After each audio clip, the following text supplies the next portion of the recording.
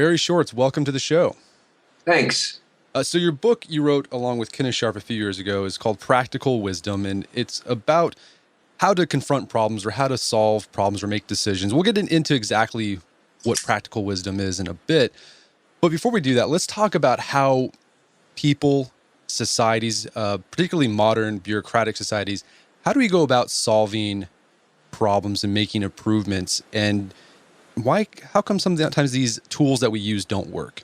Well, I think we have increasingly come to rely on a model where decision-making is basically done by rules. Experts of some kind, self-appointed or otherwise, come up with a set of procedures, a set of rules that everyone is supposed to follow to make decisions, to make judgments. And then you basically bring people on, and their task is to follow the rules. This is a reflection of a lack of confidence in the judgment of the people who you're giving the rules to. So I'm an expert, I make rules, I hand them to you. You don't need to be an expert, you just follow the rules I created. And I think we've come to rely more and more on that, partly because if you let people use their judgment and they have bad judgment, they'll screw up. Partly, I think, to protect against favoritism and bias. If you treat every situation exactly the same way, you can't be accused of being biased. So imagine a school teacher who has to follow a script in teaching her second grade class. The virtue of following a script is that she can't be accused by some parent of liking this student more than that student, of giving this student extra attention compared to that student. So she retreats behind the fact that she follows exactly the same procedure with everyone, so she can't be accused of bias or favoritism. So I think that's increasingly the way we do things. And the problem with it is that life is complicated, especially life that involves interaction with other human beings.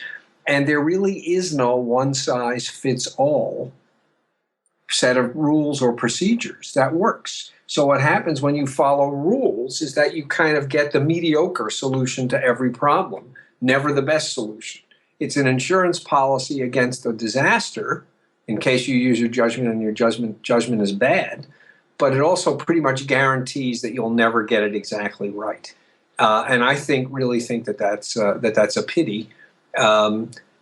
We need to appreciate that basically every situation is importantly different from the ones we've had experience with before, and we need to use our judgment to see whether to bend the rules, how to bend the rules, whether to ignore the rules, and stuff like that. Can you point to specific examples where perhaps administrative rules or stringent laws have gotten in the way of actually created, mediocre results?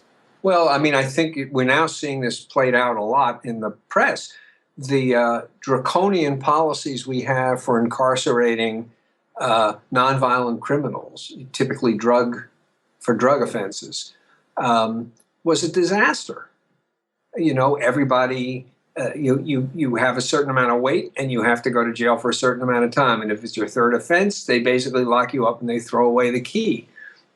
Sometimes this is an appropriate penalty. Sometimes it's ridiculous. And I think the reason this was imposed is that there was a sense that judges were soft on criminals, and they were going to make it so that judges couldn't be soft on criminals because they had these guidelines that they had to follow. The only reason we're starting now to abandon this is that we've, like half the citizens of the United States are in jail. We've got the worst prison population in the entire world. Yeah, so, and it's decimated the African-American community. It's decimated the African-American community. It's decimated state budgets. It costs 3 times as much to incarcerate somebody as it does to educate somebody. It's just ridiculous. So there are these cases, examples, we write about it in the book, of drug courts, where you come before a judge specifically with drug offenses, and the judge's set of possible decisions have as much to do with rehabilitation as with anything else. Do you have a job? Have you been seeing your counselor on a regular basis and stuff like that? So the rule book gets thrown away, and the judge can use his discretion about just how hard to be with each perpetrator. And they've had spectacular success where they've been tried. It started in Buffalo. This guy just couldn't stand it, especially there were so many veterans coming before him, veterans who, become psychological casualties of the war in Iraq. And he just couldn't bear locking them up. So he decided we got to do things differently. And it transformed the way in which these kinds of cases are handled. But this is the sort of thing it takes courage to introduce in your jurisdiction. And by the way, if the judge didn't have good judgment, this would not be a good program. But he does have good judgment. Yeah. But a lot of judges have complained that these strict rules are basically taking the judgment out of judging. So that's one example. Yeah, and I think another example would be people often complain about like zero tolerance policy at schools. I guess they've been shown like if a kid draws a gruesome war picture, sometimes gets suspended. Yeah. Yeah, and the one kid, but here's the thing, some of these kids, a small number of them, when they do something like this, it's kind of maybe it's a sign that there is some serious aggression lurking within them. So you really need to clamp it down. So if you decide to use your judgment and you missed some kid, and the next thing you know, he's pulling out an automatic weapon and mowing people down, that's a catastrophe. So what do you decide to do? We're never going to let that happen again.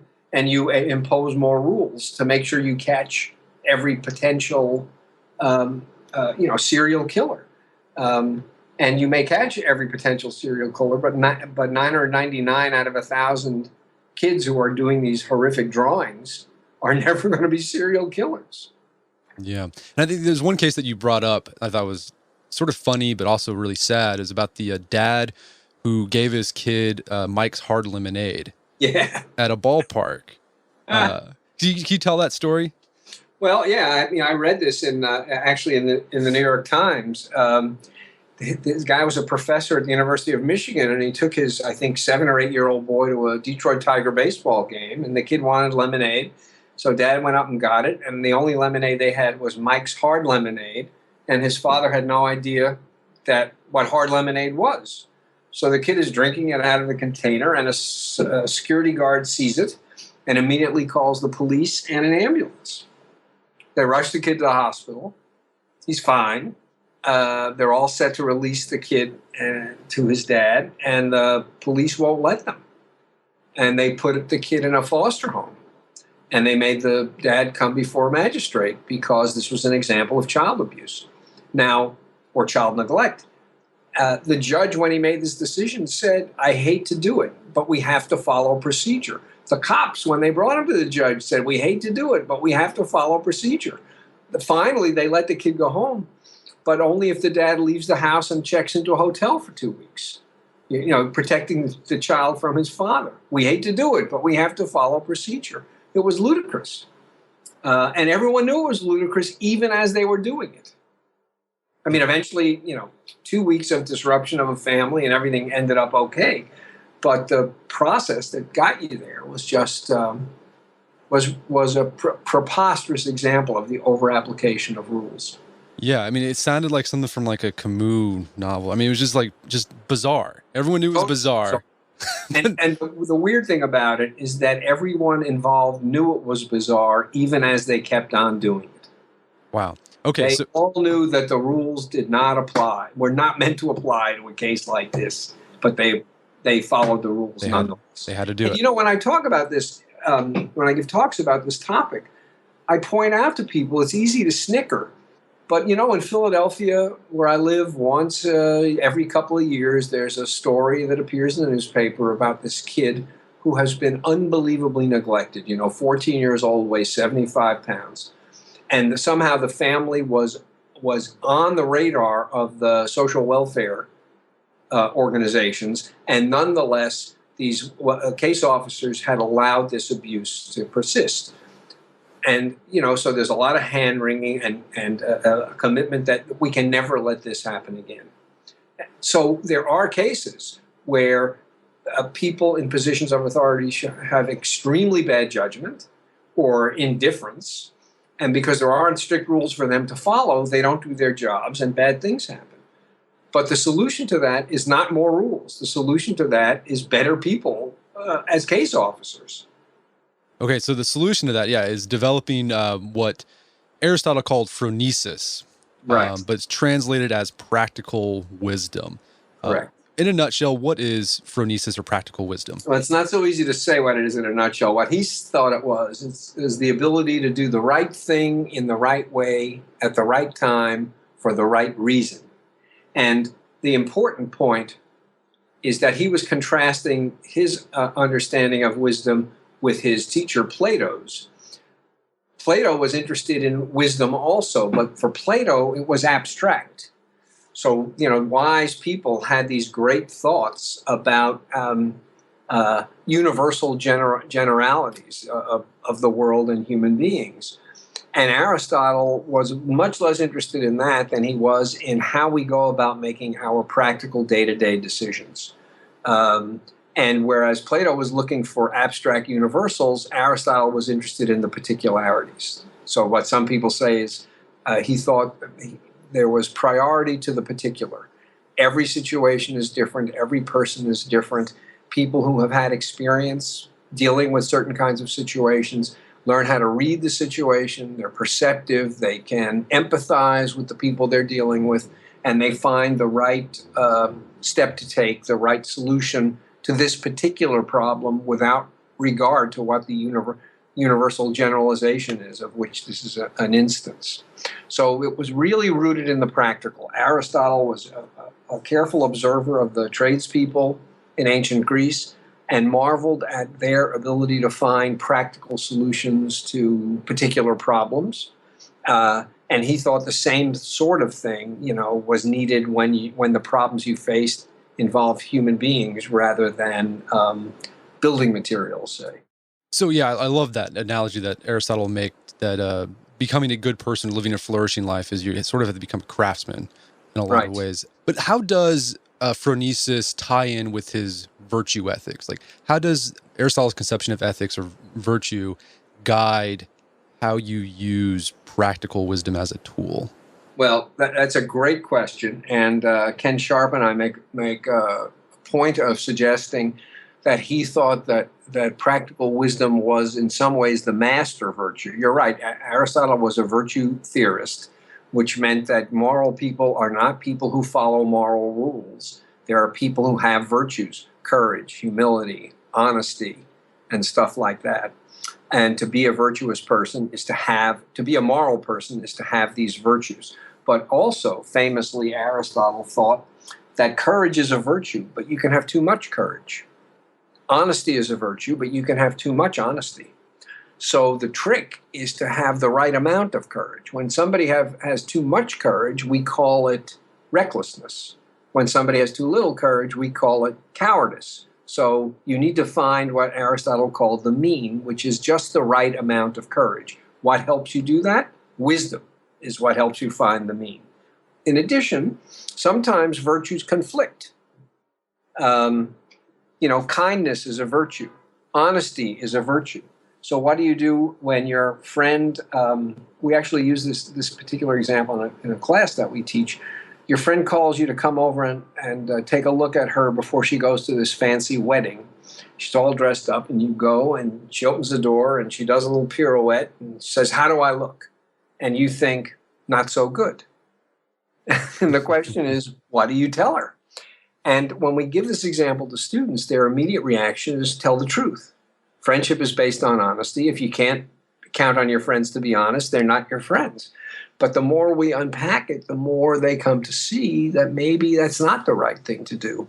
That telling the truth is right if you think your friend has a reasonable alternative, if you think your friend won't be shattered to discover that even though she thinks she looks great, other people don't. She knows she'll never trust her own judgment again.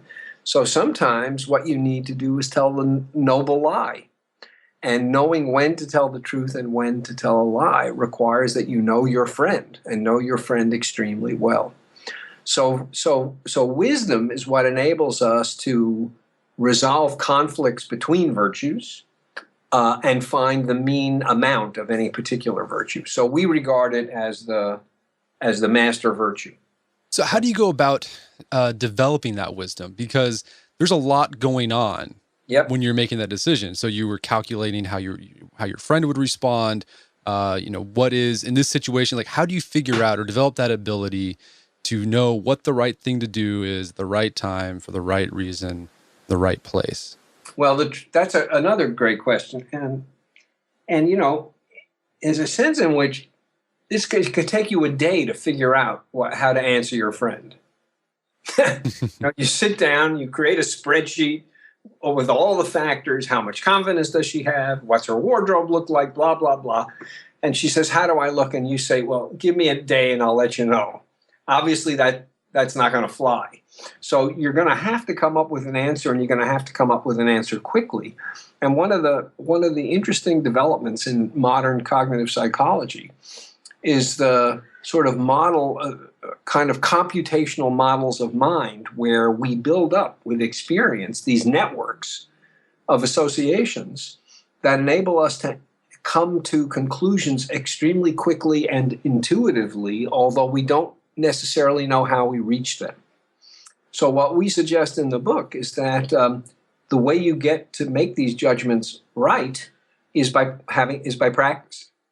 You're crappy at it at the beginning, and you keep on having these experiences. You make a try, you get it wrong, you learn from your mistake. Your cognitive machinery gets smarter and smarter, and eventually you're making these rapid decisions that are most of the time the right decision. There's no substitute, we think, for experience. You can't give a course on how to be wise and expect that at the end of the course people will be wise. You learn it by doing it. Often you learn it by watching other experienced people do it and learning from them. But there's no substitute for actually making the decisions, getting feedback, and refining your ability to read situations. So, I mean, are there some big picture cognitive or emotional skills that are involved in wisdom, like being comfortable with ambiguity or nuance? Or, I mean, is something you can do to put yourself in a position where you can develop that ability to judge shades of gray? It certainly helps to be tolerant of ambiguity, if not comfortable. Because if you're not tolerant of ambiguity, you will think that you'll either think there's a rule for every situation, or you'll think I need a rule for every situation because I can't bear the uncertainty. I don't mind being wrong as long as I'm wrong because I followed a rule that somebody else articulated. Then if I'm wrong, it's his fault. It's not my fault. So there are people who can't tolerate ambiguity. They want there to be a right answer. They want it to be clear and unambiguous. All I can say for those people is kind of get a life. That's not the way the world is. And I think people know this in their everyday interactions. I think there are very few parents, for example, who think that the right way to raise their kids is by following a set of rules. They may start out thinking that. They read all these books that tell them how to be a good parent. And they say, well, we're just going to let our kid cry herself to sleep at night because that's what you're supposed to do, and so on and so on and so on, all these rules. And their kids teach them, basically, that rules won't do the job. Their kids teach them because they apply the rules and the rules don't work. And having figured out how to raise the first kid, along comes the second, and all of a sudden, a completely different person. So all the things that work with the first kid don't work with the second kid. So your kids force you to appreciate that the way you manage child rearing is by really knowing your child, appreciating that person's individuality, and crafting solutions to problems that are appropriate to the situation and to the person. And I think good teachers know this about the kids in their classrooms. You treat every kid the same, you're going to be a terrible teacher. Kids need different things.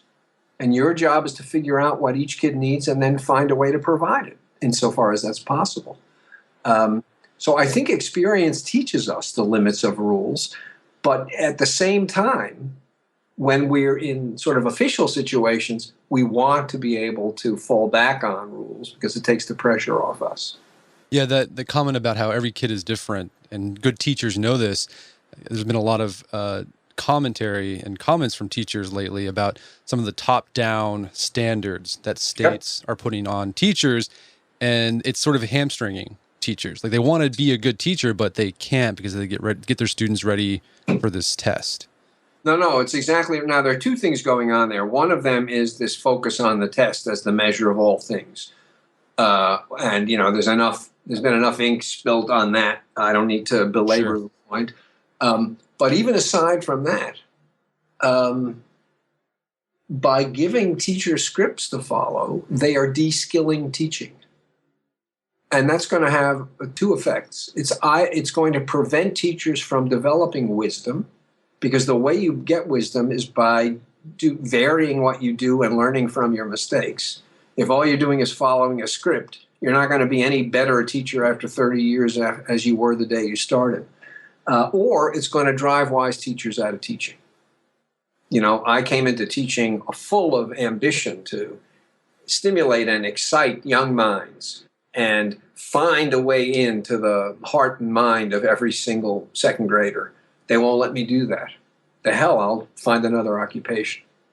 So, and I think that's what school systems are doing. They're driving the best teachers out of teaching because the things that attracted them to teaching aren't available. Speaking of children, are there things, I know a lot of our listeners are parents, they're dads. Are there things that we can do to help our children develop phronesis? Well, the main thing, I think, is to let them. There's a wonderful book written by a psychologist named Wendy Mogul called The Blessings of a Skinned Knee. And her point, and this book was written 15 years ago, even before the word helicopter parent had come into existence. Her point was that parents are too preoccupied with protecting their kids from every little mishap, every skinned knee. It could be psychological skinned knee. They don't want their kids to ever be disappointed, to ever be unhappy, to ever hurt themselves. So they hover and make sure that mistakes never happen. And I think that, the kids will have fewer moments of unhappiness, but they will be completely unprepared for living in the world as independent adults. And they'll never have the opportunity to develop wisdom because they never get to try things and discover that some things don't work. So you have to be willing to let your kid fail. When you're training a medical resident, you have to be willing to let the resident make decisions and sometimes have those decisions be wrong.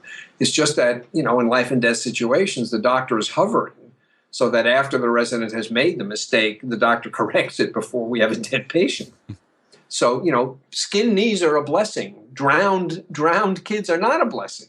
So you want parents to be around to make sure that nothing terrible happens, but not so around so that nothing even mildly bad happens. It's very hard to convince parents that it's okay for their kids to experience a little bit of failure and unhappiness. It also builds resilience in kids. Failure is inevitable. And if you have no experience failing at things, being disappointed, and then picking yourself up and trying again, when it finally comes, say in college, you just disintegrate. And we see that, I think, more and more in our college population. College students are much more fragile nowadays than they were when I started teaching. And I think part of the reason why is they've been so well protected before they get to college that they don't know what it's like to fail. All right. So let your kids experience failure because experience is the master teacher. Experience is the master, but, experience with control. Sure. You want the failures to be manageable failures, not catastrophic. The other thing is by modeling. We learn a lot by watching other people. So, if you're a wise person or a wise parent, that helps you to cultivate a wise child. Let your kids in on the process. Let them see you. Don't do it behind a screen. Don't do your decision-making behind a screen.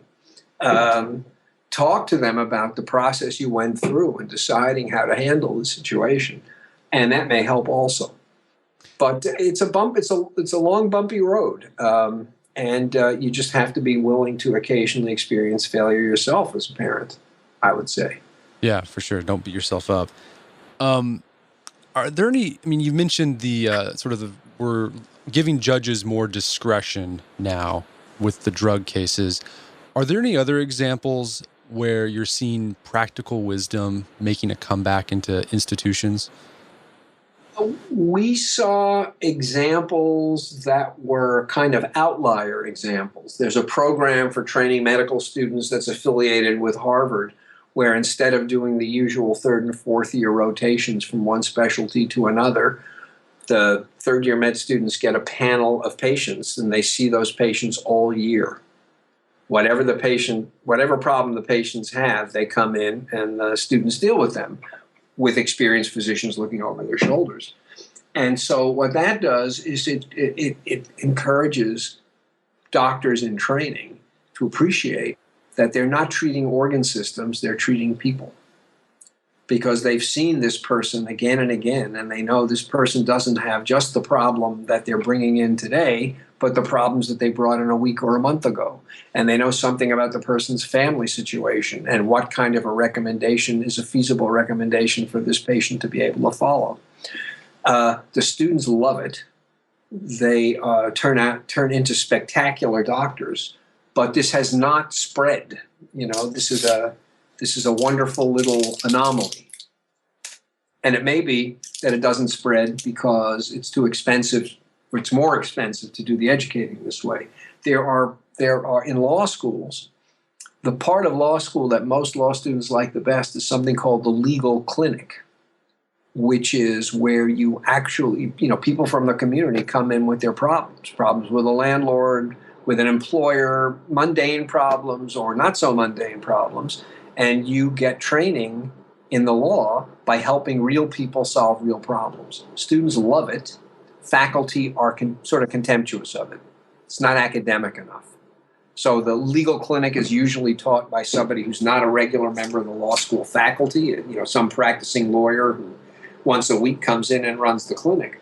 But what the students learn, I think, is that legal issues always have context attached, and that you can't be a good lawyer just by knowing the law. You need to know the context, you need to know the principles. And the way you do that is by dealing with real cases and not with textbook cases. So those are examples. If the legal clinic became a central part of law school instead of a peripheral one, that would almost certainly create wiser lawyers. Interesting. Yeah, I went to law school, and we had a legal clinic. And you're right; it wasn't taught by a regular faculty member. It was just a person who came in once or twice a week. It almost never is. And the more prestigious the law school, the more likely it is that the legal clinic, if they have it at all, will be taught by an outsider. And there is sort of a movement in law school, and I don't know if it's going to take it has any legs, but basically, your first year of law school, first 2 years maybe, you learn all the basics like torts law, contracts, all the basics, and then after that, you sort of take these semester-long classes that are more like seminars. Yeah. But there's a movement saying that, okay, instead of spending those 2 years doing these seminar classes, just get the kids out there or the students out there actually practicing law under the guidance of a teacher. But I don't know if it's going to go anywhere. Well, it's interesting because, the legal education is really in crisis right now because the job opportunities for lawyers are so bad. And you have all these people getting out of law school with massive debt. So there's talk about, can we do it in 2 years rather than 3? So students are not in as big a hole when they finish and stuff like that. And there are many fewer applicants. So there are, second tier law schools are not always able to fill up their classes. It's a major problem. And one possible approach, so this may be an opportunity. It may be an opportunity, produced by economic exigencies to get law schools to rethink how they do their educating. And it may turn out, as you say, that what ends up happening is one grueling year in the classroom, and then the next couple of years are basically spent as an intern at the feet of an experienced practitioner. Be less expensive to do and more satisfying to the students, and my guess is it'll produce much better lawyers. Well, that's funny. That's how they used to do legal education. Like in the 19th century, like you read the law, like Abraham Lincoln did. Yep. And then you found an attorney to be your mentor. Yep. Basically. And I think there's a few states like Vermont still has that program. So you don't actually have to go to law school in Vermont. You can intern at a law firm for 3 or 4 years, and you have a law degree. And you take the bar exam. Yeah. I think this, I don't know this for a fact, but it wouldn't surprise me if the increasing formalization of legal education is an attempt to attain higher status. You know, you go to medical school for 4 years. The idea that you can become a lawyer after 1 year, what does that say about the relative status of training in law versus training in medicine? So you beef it up to make it feel like there's this magic secret stuff that people learn when they go to law school, and it takes them 3 grueling years to learn it. Most of the law people I know who've gone to law school basically say the only year that's really essential for their training is the first, and after that, Yeah. they just take classes they're interested in, and it's fine. You know, they're happy, they enjoy it, and blah blah blah. But you know, after the first year, all of it's gravy. Yeah, that was my experience too. Well, Barry Schwartz, this has been a fascinating discussion. Thank you so much for your time. It's been a pleasure. Thank you so much. You asked wonderful questions, Brett. Thank you. Bye bye. Bye-bye. Our guest today was Barry Schwartz. He's the author of the book Practical Wisdom, and you can find that on Amazon.com.